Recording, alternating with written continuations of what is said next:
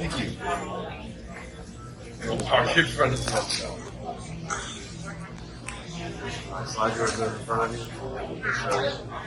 Yours.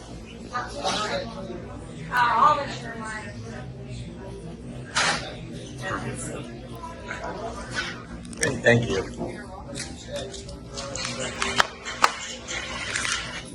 All right. So as far as the burger goes, that's like grill crisp there. That's awesome.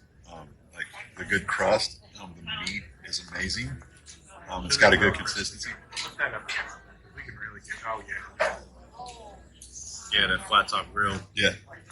So I mean, like, I'm gonna be honest with you.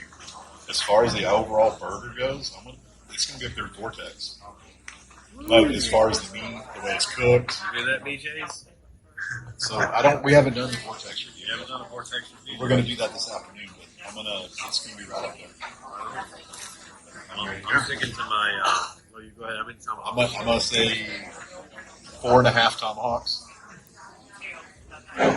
Oh, a little bit of Texas feet, bro. A lot of Texas feet on there. That's my go-to here. I already ate one, so I'm going to go ahead and give it 5 shamrocks. 5 shamrocks out of 5.